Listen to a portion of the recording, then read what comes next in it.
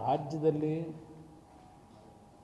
ನಡೀತಾ ಇರತಕ್ಕಂಥ ಪ್ರತಿದಿನದ ಬೆಳವಣಿಗೆಗಳು,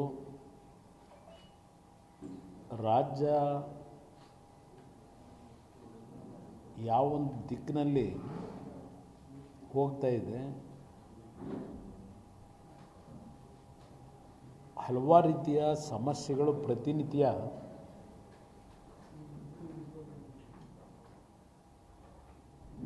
ಯಾವ ನಿಟ್ಟಿನಲ್ಲಿ ರಾಜ್ಯದ ಬೆಳವಣಿಗೆಗೆ ಪೂರಕವಾಗಿದೆ. ಇವತ್ತು ಬರಗಾಲ ಇರ್ಬೋದು, ಮಂತ್ರಿಗಳ ರಾಜೀನಾಮೆ ಇರ್ಬೋದು, KPSCಯ ಸಮಸ್ಯೆ ಇರ್ಬೋದು,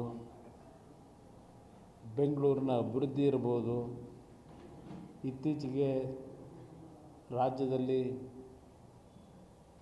ವಿಧಾನಸಭೆಯ ಅಧಿವೇಶನ ನಡೀಬೇಕಾದ್ರೆ ಕೊನೆಯ ಹಂತದಲ್ಲಿ ರಾಜ್ಯದಲ್ಲಿರ್ತಕ್ಕಂಥ ಆಟದ ಮೈದಾನಗಳು, ಉದ್ಯಾನವನಗಳಲ್ಲಿ 5% ಜಾಗ ಸರ್ಕಾರ ಯಾವುದೇ ಒಂದು ಯೋಜನೆಗಳ ಹೆಸರಿನಲ್ಲಿ ಎಲ್ಲಿ ಬೇಕಾದರೂ ಭೂಮಿನ ತೆಗೆದುಕೊಳ್ತಕ್ಕಂಥ ಒಂದು ಬಿಲ್ ಇರ್ಬೋದು, ಹೀಗೆ ಸುರಂಗ ಮಾರ್ಗದ ವಿಷಯ ಇರ್ಬೋದು, ನಿಮ್ಮ ಅದೆಂಥದ್ದು ಬಿಸ್ನೆಸ್ ಕಾರಿಡಾರು, ಇನ್ನು ಘನತ್ಯಾಜ್ಯ ವಸ್ತು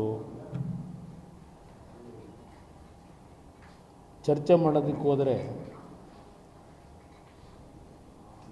ನಮ್ಮ ಹಿಂದೆ ಎಂಟರ್ಟೈನ್ಮೆಂಟ್ ಈಗಲೂ ಎಂಟರ್ಟೈನ್ಮೆಂಟ್ ಚಾನಲ್ಗಳಲ್ಲಿ ಧಾರಾವಾಹಿ ಬರ್ತವೆ.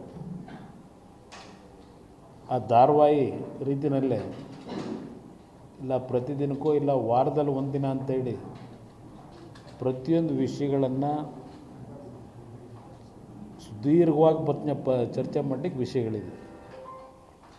ನಾನಿವತ್ತು ನಿಮ್ಮನ್ನು ತರಾತುರಲ್ಲಿ ಕರೆಸ್ತಂಥ ವಿಷಯ, ನಮ್ಮ ರಾಜ್ಯದ ಗೃಹ ಸಚಿವರು ಒಂದು ರೀತಿ ಅವರ ಯಾವ ಮಟ್ಟಕ್ಕೆ ಬಂದಿದ್ದಾರೆ ಅಂದರೆ, ಪ್ರತಿದಿನದ ಅವರ ಹೇಳಿಕೆಗಳು, ಅವರ ಇನ್ವಾಲ್ವ್ಮೆಂಟ್ ನೋಡಿದಾಗ ಸಾರ್ವಜನಿಕವಾಗಿ, ಹಿಂದೆ ನಾವು ಹಿರಿಕರು ಹೇಳೋರಲ್ಲ, ಹಾಡು ಮುಟ್ಟದ ಸೊಪ್ಪಿಲ್ಲ ಅಂತೇಳಿ, ಆ ರೀತಿ ಈಗಿನ ನಮ್ಮ ಗೃಹ ಸಚಿವರು ಚರ್ಚೆ ಮಾಡದೇ ಇರತಕ್ಕಂಥ ಸಬ್ಜೆಕ್ಟ್ಗಳೇ ಇಲ್ಲ. ಇವತ್ತು ಎಲ್ಲದರಲ್ಲೂ ನಾನು ಪಾರದರ್ಶಕವಾದಂಥ, ಪರಿಶುದ್ಧವಾದಂಥ ನಡವಳಿಕೆಯಿಂದ ಇರತಕ್ಕಂಥವನು ಅಂತಕ್ಕಂಥದ್ದನ್ನು ಪ್ರತಿನಿತ್ಯ ಹೇಳ್ತಕ್ಕಂಥದ್ದು ನೋಡಿದ್ದೆ ನಾನು. ಇತ್ತೀಚೆಗೆ ಈ KPSCಯ ಹಗರಣ ಬಹುಶಃ ನಮ್ಮ ರಾಜ್ಯಕ್ಕೆ ಅದೇನೋ ಆ KPSCಯ ಸಂಸ್ಥೆ ಬಗ್ಗೆ ಒಂದು ರೀತಿ ಸಾರ್ವಜನಿಕವಾಗಿ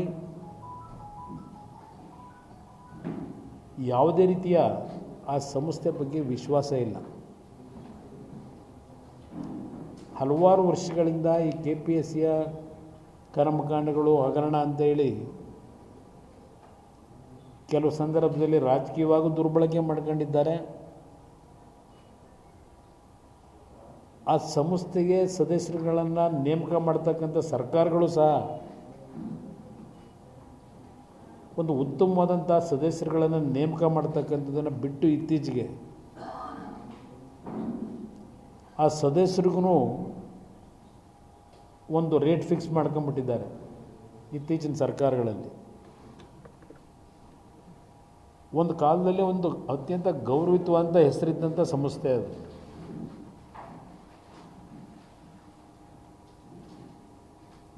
ಆ ಸಂಸ್ಥೆ ಬಗ್ಗೆ ಹಲವಾರು ಉತ್ತಮವಾದಂಥ ಸದಸ್ಯರುಗಳು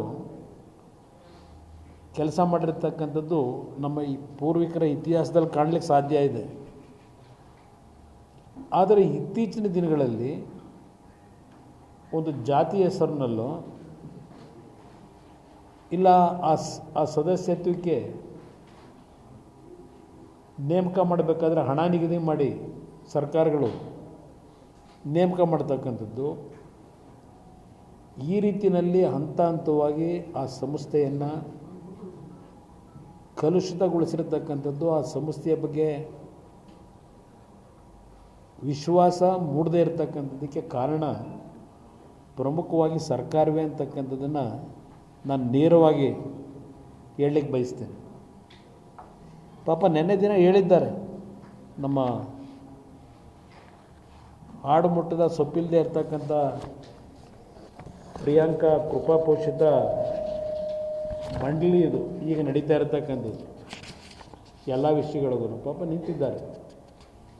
ನೆನ್ನೆ ಅವ್ರು ಹೇಳ್ತಾರೆ,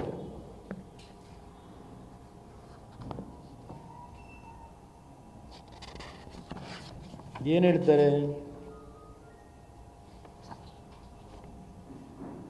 ಇದು ಬೇಲಿಯೇ ಎದ್ದು ಹೊಲ ಮೇಯ್ದಂಥ ಪ್ರಕರಣ.